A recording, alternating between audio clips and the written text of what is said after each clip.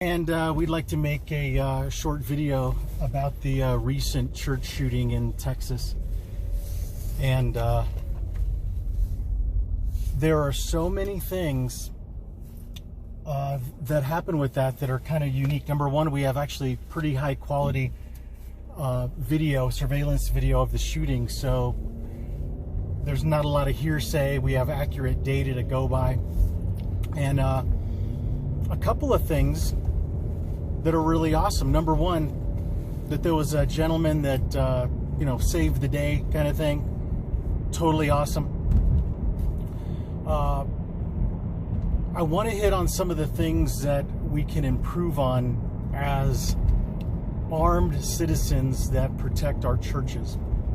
Number one, I'm going to be putting a link on a video that Brian Green, my friend, called me and sent me this morning, and I really appreciate that, Brian. But he did a really good job of breaking down a lot of mistakes that happened, and I think we can sit here as an industry and pat ourselves on the back and be like, yay, a good guy saved the day, and we will really lose an opportunity to even reduce the number of fatalities in the future. So number one, that video clearly shows that about 6 to 9 people had completely just horrible muzzle awareness.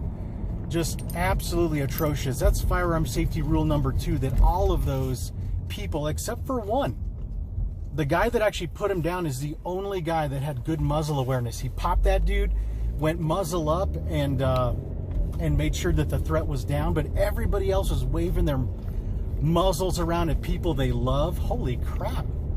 What is up with that? Just absolutely horrible. And I'll guarantee you this, if you would have talked to all those people that were waving those muzzles around a week prior and asked them, hey, where'd you get your training? What was your training like? They would give you this answer most likely. Oh, I took a class from a former cop, or my buddy of mine signed me off, or I took a really crappy 45-minute Cabela's class. I mean, really, they have invested nothing in their own safety, but really what they did was they, in a sense, told all their loved ones, I don't really care about you. That's actually what they're doing when they take a crappy class. You might think, wow, here's Anthony giving a commercial for his school. Of course I am. Of course I am. It's the best class in the state. It's the only class with a money-back guarantee. But if you don't care, by all means, keep doing what you're doing and see what the results are going to be. Or you could actually invest in yourself and your loved ones and take a good class. Take an exceptional class. But man, that was just horrible. A couple other things that we talk heavily about in our class that rarely do you ever see discussed in any of these 45-minute or 2-hour classes, because number one, there's just not enough time. But they don't discuss pre-assault cues, what adrenaline does to your body that you can actually detect in the bad guy. And it reminds me of a video that came out in the 80s where there's this big old black dude telling a little tiny female officer, I'm not going back to jail. I'm not going back to jail. She didn't listen to him. He was literally telling her, I'm going to kill you because I'm not going back to jail. And the only thing that saved that female officer's life was that this bad guy's daughter started jumping out of the van yelling, stop hitting her, daddy. God dang, imagine that, his own daughter's watching him do that. But pre-assault cues, absolutely important. Even in the video, he says the guy's already agitated. He's already agitated. There's all these ushers around him. They should have ushered him out the door. I mean, not every problem needs a bullet. But if there's a problem, you get it out of the area where there's the most people. And I'm not sure if they were just afraid or what, but there's a way to do that without pissing people off. And it didn't look like, from what I could see, that they were doing that. And again, I'm not getting all the information, so I'm making an assumption there. Another thing is the guy that got killed, in the video, you'll see him drawing his holster from all the way in the back, what's called a small of the back, or SOB holster. Man, those things are horrible to draw from, and they're really dangerous for your back if you ever fell. But this guy takes forever getting his gun. Boom. If you watch him drop, it was an instantaneous stoppage. I'm not sure if he took it to the brainstem or to the upper part of the spine, but the guy just melted. Absolutely stopped that dude very, very quickly. All you guys out there that are buying $900 guns and $9 little Uncle Mike nylon piece of crap holsters, you got to change your mindset, man. That's a horrible prioritization there. This is really, really bad. He could have got out a lot faster and ended that guy. But the first good guy, again, is the only guy that had really good muzzle awareness. You watch him walk up to the bad guy, muzzle up. And this is all to all you 3-gun shooters out there that think that 3-gun is training for a gunfight. I hate the fact that they don't let you guys go muzzle up. Well, you can't do that. It's a range rule. Dude, when the bullets go up, they do not harm anybody coming down. They even did a Mythbuster show on that. Muzzle up is one of the safest ways to go, and muzzle down, depending on the situation, is also really good.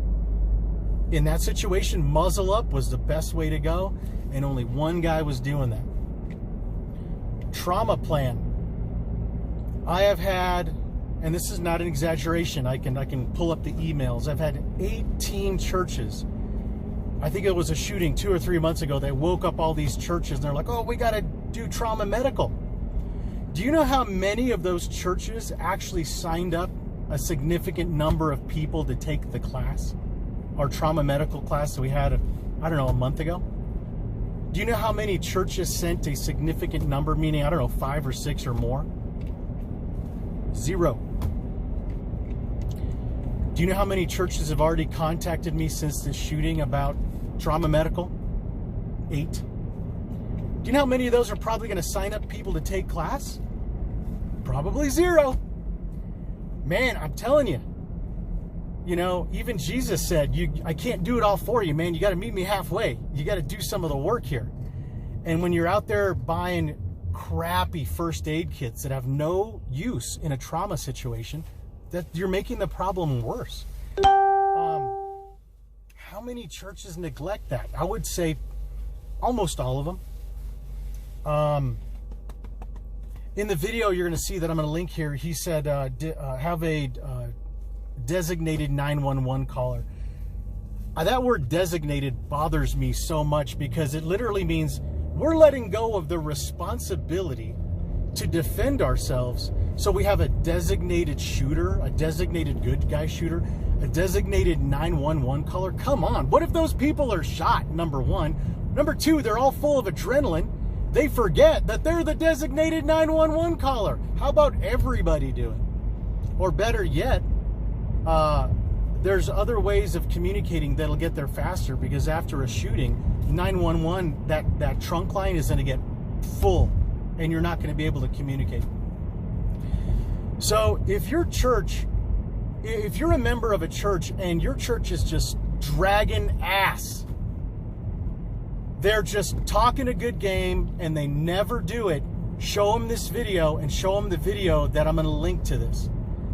Because unless you treat it as if an incident that is coming to your church, unless you're treating it as if it could happen next Sunday, you are not preparing to win that fight. You have to prepare as if it's, I don't know, 6 days from now. So please do me a favor, share the link, share the video, and I really hope that this time around we get people actually signing up to take TAC pistol to, number one, stop the problem. But as you saw there in that video, there's a bunch of people that went over there to help the people that were shot. But where was the medical gear? Were there any people that were trained? There might be. Most churches have anywhere between 6 and 15 medically trained people in there, but a doctor of optometry, a chiropractic doctor, I'm sorry, they're not going to do it. A med-surg nurse might be a little helpful, but you know, a lot of trauma stuff. ER nurse, ICU nurse, they're going to be, I don't know, ICU, maybe not. But come on, guys, let's get it done. talk to us. We can offer some discounts for huge groups for trauma med, but we do have a trauma med class forming. I think we're probably going to hold it in February. One of the automotive shops here in Greeley is already hosting it. We just had one hosted by A1 Heating and Air a couple weeks ago. And we can do them on location. We can do them at our facility. We do travel and do classes at remote areas as well. So let's get it done. Let's start fixing the issues going on here. Anthony Navarro, Colorado Shooting Sports. Give us a call at 970-395-0664. Our website is coloradoshootingsports.com. And if you want to see pictures and video of our trauma medical class in action, join our Colorado Shooting Sports Facebook page and our Colorado Shooting Sports group page. Both of those have awesome content. Have a great day.